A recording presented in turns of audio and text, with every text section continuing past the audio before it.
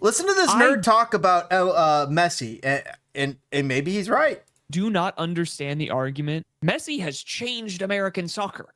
No one was watching MLS before, and now Messi. Guess what? There's less people watching MLS now. True. You know why? Because it's on fucking Apple TV.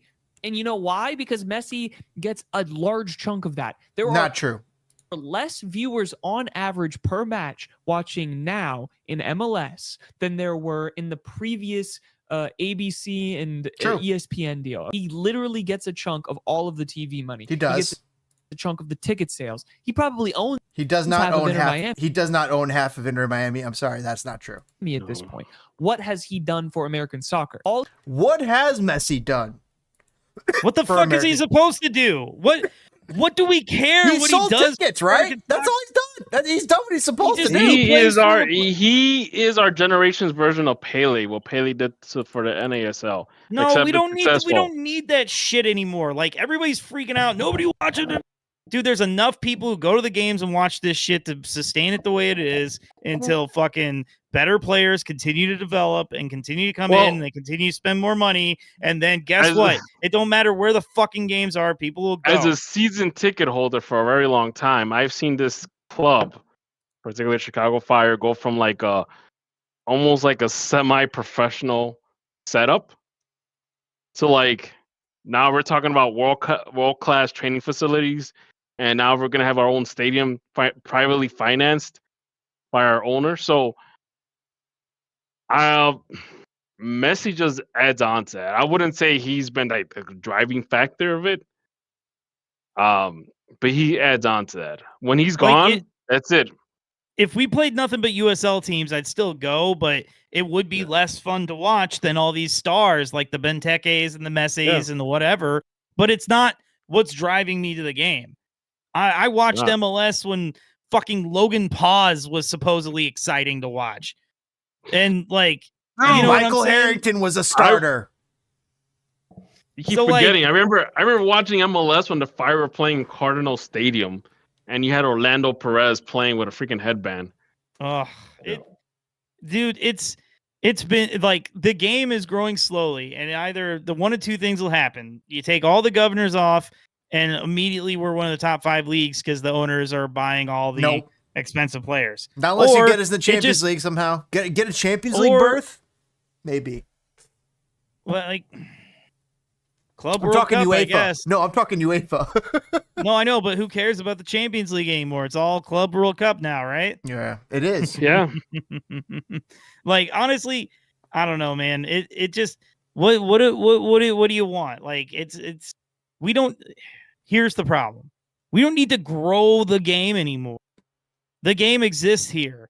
We need to get people who love Celtic and love Aston Villa and love Bortman here in fucking Chicago for some reason and get them to have the Fire be their second team. Dude, you already know my philosophy behind all of that. Like my own. I know, but I'm saying like 2 cents. Like I completely agree. I don't get why anybody will like try to support a European club that's 1,000 miles away across an ocean.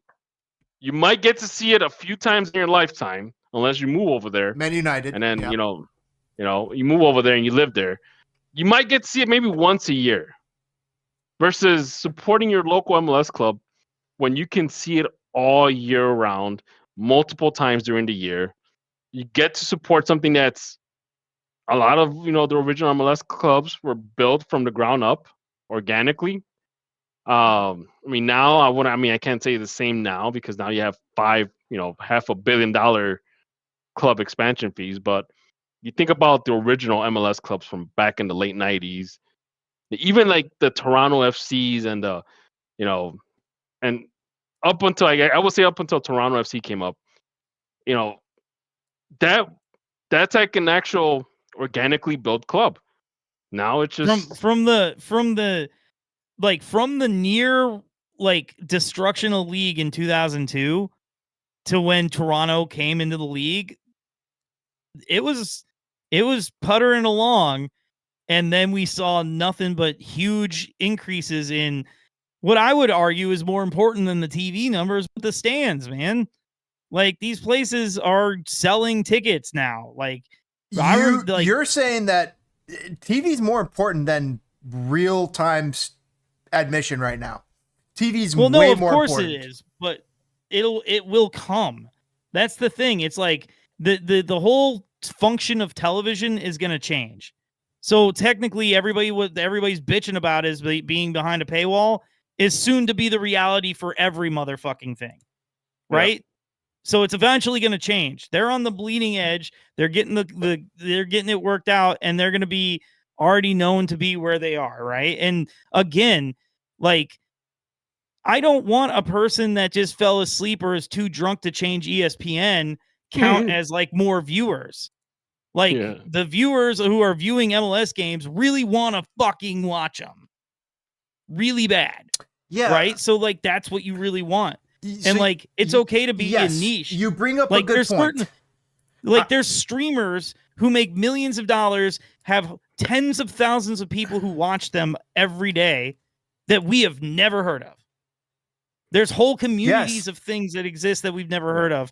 MLS doesn't have to be the most popular thing on the planet to be cool. Like when I say cool, I mean fun for you to enjoy. But I ask you this. So MLB is a regional product. It does not do well nationally. Where is MLS in that? Is MLS a regional product and that doesn't do well nationally, or is it a national product or an international product? I'm going to tell you the truth. A, it's a regional product, but B, we screwed ourselves because we expanded too far.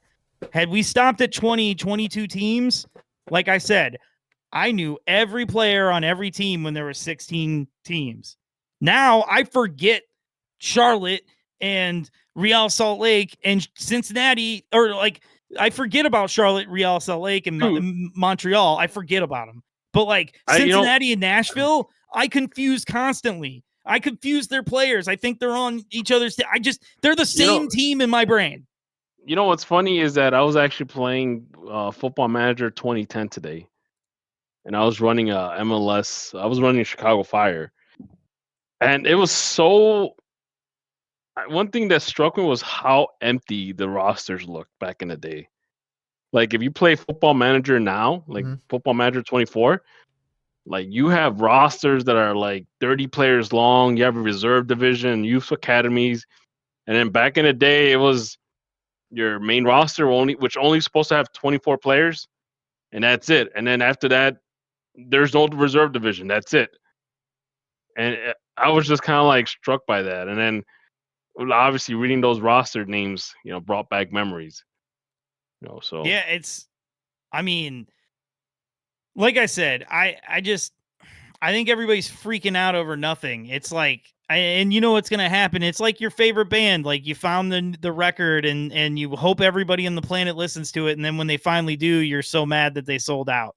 Right. Like just you're mad that the band you liked is getting paid for the music that they're creating and getting accolades and recognition for the good music that you have noticed ahead of everybody. That's called jealousy. You know plenty of people like that. That's called jealousy and gatekeeping and but like it just, like I said, they're the growing the game thing. I think there's no reason to do it anymore. The game exists hardcore here. There are so many soccer There's never a reason to do it, Toke. It's only advancing corporate interests. It's only advancing capitalism at this point, Toke. And you know I'm not the biggest fan of that. Think about it. You are advancing capitalism with your support of Chicago Fire.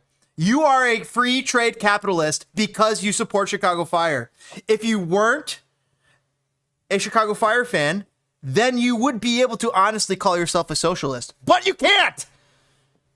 Remember I told you about this? Remember I live in a capitalist world and I have to participate in society. Remember I told you about this, that you should be happy that you got disposable income? I mean... and that you get to support the greatest club? The greatest club. That's the other thing. That's my favorite club. The damn sure ain't the greatest club on planet Earth. Come on, get out of here.